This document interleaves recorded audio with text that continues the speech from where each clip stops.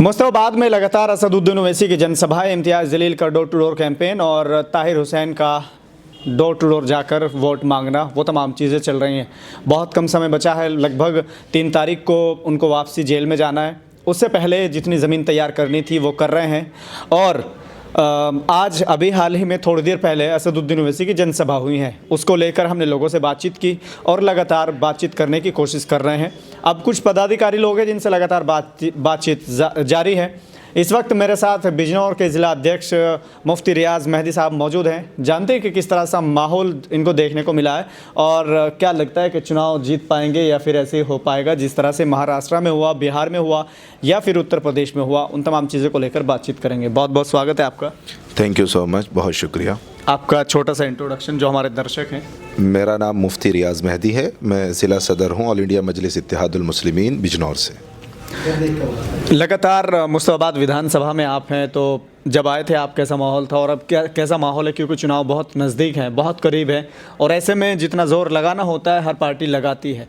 क्या लग रहा है, माहौल कैसा है? माहौल दरअसल बात यह है कि देखना होता है, कभी भी जब भी कोई चुनाव होता है तो उसमें ये देखना होता है कि जनता किन मुद्दों पर चुनाव लड़ रही है। और कभी भी कोई नेता भारी हो सकता है, कभी भी कोई नेता हल्का हो सकता है, लेकिन मुद्दे कभी नहीं भारी और हल्के होते। वो मुद्दे जो होते हैं वो जनता कभी नहीं भूलती है। तो अभी मैं एक चैनल पर था, वहाँ भी मुझसे सवाल पूछा गया कि आखिर यहाँ पर क्या मुद्दे हैं। तो मैंने उनको बताया कि ये सिर्फ मुस्तफाबाद नहीं, ओखला नहीं, दिल्ली नहीं, पूरे हिंदुस्तान के मुसलमानों के पास एक बहुत बड़ा मुद्दा है और वो मुद्दा है मुस्लिम क़यादत का। मुस्लिम क़यादत को खड़ी करने का इसकी ज़रूरत क्यों महसूस हुई? ज़रूरत इसलिए महसूस हुई कि हमने आज़ाद हिंदुस्तान में आज से तकरीबन 70-75 साल पहले ये हमने ख्वाब देखा और हमने ये कहा अपने बिरादरान वतन को, जिसमें राहुल गांधी के ख़ानदान से ताल्लुक़ रखने वाले लोग कांग्रेसी लोग थे, हमने मुल्क उनको उनको दिया और उनको कहा कि आप मुल्क को संभालिए और मुल्क को चलाइए। और हमने उनको अपना लीडर माना और बस उनसे सिर्फ एक डिमांड की और वो डिमांड ये थी कि आप हमें हिंदुस्तानी मानिए, आप हमें हमारे हक़ दीजिए और हक़ में भी हमें कुछ और नहीं चाहिए था, बस हमें सुकून से रहने दीजिए।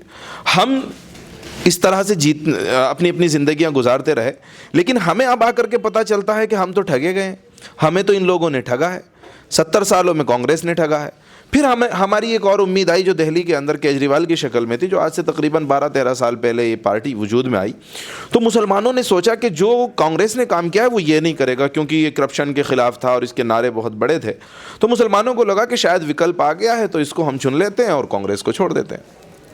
मुसलमानों ने कांग्रेस को छोड़ दिया और इसको एक तरफा वोट किया, जिसका नतीजा ये हुआ कि जब ये दूसरी मरतबा इक़्तिदार में आते हैं और दिल्ली दंगा होता है, तो दिल्ली दंगे में जो इनका किरदार था, आप चूँकि मीडिया से हैं, आप मुझसे अच्छी जानकारी रखते हैं, वेल नोन पर्सन है, तो आप मुझसे अच्छा जानते हैं कि इसका क्या किरदार था। और यही जो जिस चुनाव में हम आज आए हुए हैं, जिनको हम ताहिर भाई के नाम से जानते हैं, तो ताहिर भाई इन्हीं की पार्टी से थे, आपको मालूम होगा, और पार्षद थे। लेकिन जब इनको फंसाया गया या इन पर झूठे इल्ज़ाम लगाए गए और इल्ज़ामात की बौछार की गई, तो आप अगर किसी भी पार्टी के अध्यक्ष हैं तो आपकी क्या जिम्मेदारी बनती है? यही ना कि आप अपनी पार्टी के वर्कर्स की हिफाजत करें, उनके ऊपर लगाए गए एलिगेशन की मुखालफत करें और उनका सपोर्ट करें। केजरीवाल जी ने ऐसा नहीं किया। जब इनके साथ ऐसा हुआ तो मुस्लिमों को ये ख्याल आया कि ये बंदा जो अपनी पार्टी के पार्षद को नहीं बचा सकता, कल अगर आरएसएस और बीजेपी के लोग हम मुसलमानों पर गोलियां चलाएंगे तो ये कैसे आवाज़ उठाएगा। तो फिर ज़रूरत महसूस हुई कि क्यों ना हम एक मुस्लिम क़यादत खड़ी करें, एक ऐसी क़यादत जो हर वक्त मुश्किल में हमारे साथ खड़ी हो, जिसके लिए अल्हम्दुलिल्लाह ऑल इंडिया मजलिस इत्तेहादुल मुस्लिमीन की शक्ल में एक विकल्प मौजूद था। ताहिर भाई को हमने टिकट दिलवाया, पार्टी के लोगों ने मेहनत की और टिकट हुआ और उसके बाद आज हम आपके सामने हैं, चुनाव चल रहा है और अल्हम्दुलिल्लाह बहुत अच्छी सिचुएशन है। इस सिचुएशन में हम देख रहे हैं कि लगातार कई लोगों की ओर से ये कहा जा रहा है कि एमआईएम कहीं ना कहीं बीजेपी के लिए काम करती है और मुस्तफाबाद में वोट काटने के लिए एमआईएम आ गई है। कई लोग कह रहे हैं कि स्टेज जो सज रहे हैं, प्रचार जो हो रहा है, इतना दूसरी पार्टी का नहीं है जितना इसका है। वजह सिर्फ एक ही है कि बीजेपी इनको फंडिंग कर रही है, इस तरह के आरोप लगे। देखें ना, ये इल्ज़ाम बहुत पुराना हो गया है और ये इल्ज़ाम इसलिए पुराना हो गया है दरअसल अगर आप आलमी सियासत को देखेंगे ना, वर्ल्ड वाइड सियासत को, तो ये मुसलमानों के साथ हमेशा इस तरह का धोखा किया जाता है। आलमी सियासत में ये होता है कि कोई भी बड़ा लीडर किसी भी मुस्लिम कंट्री में आता है तो उसको यहूदी लॉबी का हिस्सा बना दिया जाता है। क्योंकि वो खुददार होता है तो उसकी खुददारी बर्दाश्त नहीं कर पाते जो आलमी कवानीन हैं या आलमी लोग कंट्रोल करने वाले हैं दुनिया को, तो उसको यहूदी लॉबी का हिस्सा कहते हैं। उसकी बहुत सारी मिसालें हैं जिनको यहूदी लॉबी का हिस्सा कहा गया।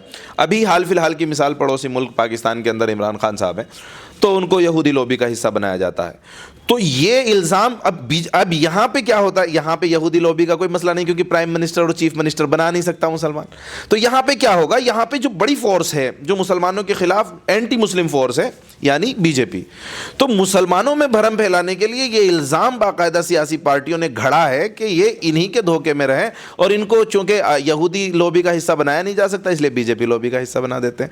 दैट्स इट, इतनी सी बात है। अब आप फैसला करिए कि यहूदी लॉबी का हिस्सा हैं कि नहीं। ये तो आपको जनता को बताना पड़ेगा, क्योंकि अभी बड़ी तादाद ऐसी है जो जनता अभी समझ नहीं रही है। हालांकि बहुत कम समय बचा है। कई लोग ये कह रहे हैं कि बीजेपी को रोकना है इसलिए आप कांग्रेस को वोट दो, बीजेपी को रोकना है इसलिए आप आम आदमी पार्टी को वोट दो। कहीं ना कहीं उनके ऊपर सेक्युलर होने का तमगा लगता है, टैग लगता है।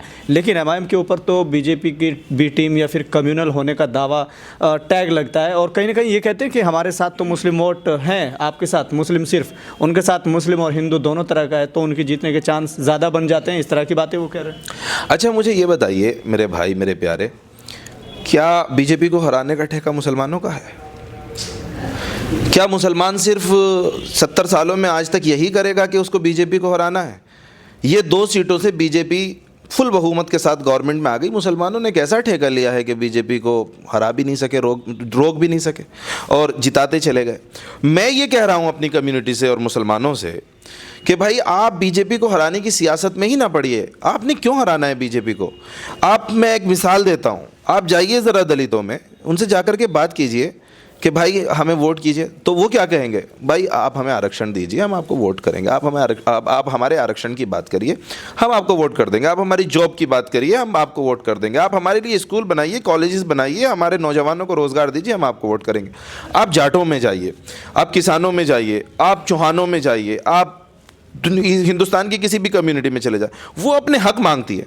मुसलमानों के पास चले जाएं तो मुसलमान ये कहता है कि हमें बीजेपी को हराना है। क्यों? मुसलमानों ने ठेका लिया है। मैं ये कहता हूं कि आप भी अपने लिए कॉलेज मांगिए, आप भी अपने लिए स्कूल मांगिए, आप भी अपने बच्चों की तालीम का इंतजाम करिए और ऐसे लोगों को चुनिए जो आपके यहाँ स्कूल बना सकें, कॉलेजेस बना सकें, जो आपके अपने हों, जो आपके दर्द में शरीक हो सके, जो आपको दंगों में आपका साथ दे सकें, जो आपके साथ खड़े होकर नमाज पढ़ सकें, जो आपके साथ बैठकर खाना खा सकें, जो आपकी लड़ाई लड़ सकें, 3 तलाक के मुद्दे पर बोल सकें, वक्फ बिल की लड़ाई लड़नी है उस पर बोल सके, आपके वजूद की लड़ाई लड़नी है उस पर बोल सकें, एनआरसी सीए लागू करने की बातें दोबारा से की जा रही है उस पर बात कर सकें, उसको अपोज कर सकें। क्या है वो यूसीसी, यूनिफॉर्म सिविल कोड की बातें हो रही हैं, उत्तराखंड के अंदर लागू कर दिया गया है।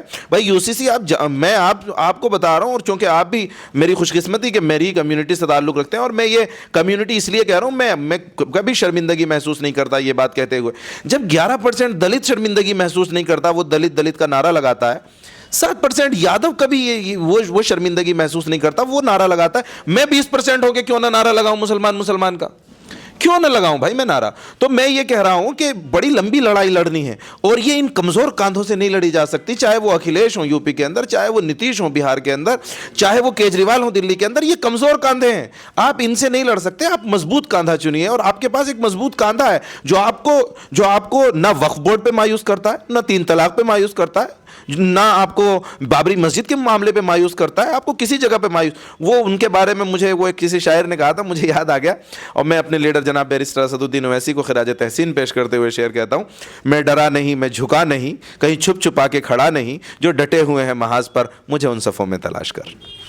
क्या बात है। लेकिन ये बातें सामने आती है, जैसे चुनाव होता है तो समाज के बीच से बड़े बड़े उलमा जो हैं इस बात को नहीं कहते हैं, बड़े बड़े मंचों से नहीं कहते, जैसे और पार्टी का ऐलान करते हैं कि इसको दीजिए, उसको रोकना है, इसको जिताइए। ऐसा क्यों नहीं होता कि जब इतने बड़े नेता हैं, इतने अच्छे नेता हैं, तो वो लोग फिर खुल के क्यों नहीं करते? अभी हमने देखा कि मौलाना बदरुद्दीन अजमल जो पास में बैठ के पार्लियामेंट में बैठते थे, लेकिन वो कह रहे कि आम आदमी पार्टी को जिताए। ऐसी मौलाना जो महाराष्ट्र के हैं सज्जाद नोमानी, उनका कहना था महाराष्ट्र में कि आप उनको जिताइए। जब इतने मजबूत आपके कायद है, इतनी मजबूत आपकी पार्टी है और आपकी आवाज़ है, तो फिर उलमा साथ क्यों नहीं आते? हंसाऊं तो बगावत है रुलाऊं तो बगावत है, समझ में कुछ नहीं आता कि छेड़ूं दास्तां कैसे। इस घर को आग लग गई घर के चिराग से। ज़ाती लड़ाइयाँ हैं, ज़ाती मुखालफतें हैं, कौम पिस रही है। अब आप फैसला करिए, क्या कहूँ। लेकिन कौम तो फिर यही करती है ना, क्योंकि कहीं ना कहीं वो भी कहते हैं कि बीजेपी को रोकना है। इन सब मुद्दों को बाद में देखेंगे, कौन तुम्हारे लिए बोलता है, कौन नहीं बोलता है, कौन तुम्हारे आवाज़ उठाता है, कौन तुम्हारे धर्म के खिलाफ बिल बनाता है, ये सब चीज़ें बाद में देखेंगे। लेकिन पहले बीजेपी को रोकना है। उनको क्या कहेंगे? रोक लिया। 2014 में बीजेपी आई और उसके बाद मुसलसल आती जा रही है। रोक लिया क्या? हम 2017 का जब चुनाव हुआ, हमसे कहा गया कि आप ना लड़िए।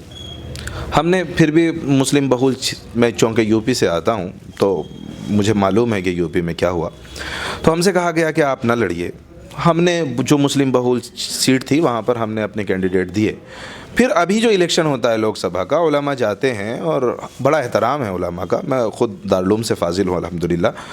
लेकिन अब रात को रात ना कहूँ तो क्या कहूँ, दिन को दिन ना कहूँ तो क्या कहूँ। ये पर्सनैलिटी क्लैश है सिर्फ। मुझे तो सिर्फ ये लगता है कि इनकी ज़ाती अना है और ज़ाती अना कौमी मफाद पे भारी है, जबकि ऐसा होना नहीं चाहिए। ज़ाती अना छोटी होती है, कौमी मफाद बड़ा होता है। मैं आपके तवज्जुह से कहना चाहता हूँ, मेरे बड़े हैं, ज़िम्मेदार हैं, और अब शायद सूरज को आईना दिखाने जैसी बात होगी, रोशनी दिखाने जैसी, लेकिन कह रहा हूँ कि ज़ाती अना को छोड़िए, कौमी मफाद देखिए, लीडरशिप को क्रिएट करिए, वरना कहीं ऐसा ना हो कि यूं ही लड़ते रह जाएं और कोई और इसका फ़ायदा उठा ले जाए। कहीं ऐसा ना हो कि आपके घर आपसे छीन लिए जाएं और आप एक दूसरे का मुंह तकते रह जाएं। मुस्तफाबाद में आपके क्या मुद्दे हैं? क्योंकि आम आदमी पार्टी के अलग मुद्दे हैं, स्कीम्स हैं, और कांग्रेस के अलग मुद्दे हैं, स्कीम्स हैं। आपके पास ऐसी क्या स्कीम है जो जनता बची है, जो वोटर्स आपके तरफ नहीं आ पाए हैं और वो चाहते हैं, मतलब आप उनसे कनेक्ट नहीं हो पाए हैं, तो वो क्या कैसे आएँ? देखिए अल्हम्दुलिल्लाह, आपने ये बात जो कही ना कि कनेक्ट नहीं हो पाए, तो ऐसा नहीं है। हम अल्हम्दुलिल्लाह असदुद्दीन ओवैसी साहब की कनेक्टिंग आवाम से बिल्कुल हार्ट टू हार्ट है, दिल से दिल का कनेक्शन है। तो वो बहुत ज़्यादा कनेक्टिविटी है अल्हम्दुलिल्लाह, और बहुत ज़्यादा ज़ोर व शोर है सीट पर, और इंशाल्लाह जीत के भी करीब हैं। इसका फ़ैसला इंशाल्लाह 8 में होगा। रही बात, आपने मुद्दों की बात की है कि मुद्दे क्या हैं, तो मैंने आपको बताया कि एक तो क़यादत का मुद्दा है, बड़ा मुद्दा है। दूसरा एक बड़ी चीज़ ये है कि हमारे यहाँ अगर मुस्तफ़ाबाद में देखें तो मुझे मकामी लोगों ने बताया, चूँकि मैं मुस्तफ़ाबाद से नहीं हूँ तो मुझे इतना नहीं मालूम, लेकिन मुझे बताया लोगों ने कि यहाँ पर केजरीवाल ने जो एक नारा लगाया था, छोटे छोटे हॉस्पिटल बनाए थे, क्या हॉस्पिटल, मोहल्ला क्लिनिक, मुस्तफ़ाबाद में कहाँ है? हमने हॉस्पिटल अच्छे कर दिए, मुस्तफ़ाबाद में कहाँ है? हमने स्कूल अच्छे कर दिए, मुस्तफ़ाबाद में कहाँ है? हमने सड़कें अच्छी कर दी हैं, आप तो आए ना, ठीक थी सड़कें। मैं तो फैसला नहीं कर पा रहा था कि सड़क में गड्ढे हैं कि गड्ढे में सड़क। आपने क्या फ़ैसला किया, बताइए मुझे। तो क्या कर पाएंगे, मतलब क्या क्या मुद्दे आपके पास, कहाँ से शुरुआत होगी अगर आप जीतते हैं? हम मुस्तफ़ाबाद को हैदराबाद बनाएंगे इंशाल्लाह। तो बिजनौर से ज़िला अध्यक्ष MIM के मुफ्ती रियाज मेहदी साहब है। हालांकि चूँकि बैटरी का इशू है, पूरे दिन काम किया है, तो अभी बीच में बातें रुकी हैं, उसके बाद फिर मुलाकात होगी, फिर बातचीत करेंगे। मैं एक बात कहना चाहता हूँ अपने भाई के लिए, मुझे बात करके बहुत अच्छा लगा। ये बहुत काबिल शख्स हैं, और मैं आपके लिए सिर्फ इतना कहूँगा कि उनसे मिलकर मुझको रोना था, बहुत रोना। तंगी वक्त मुलाकात ने रोने न दिया। थैंक यू, शुक्रिया।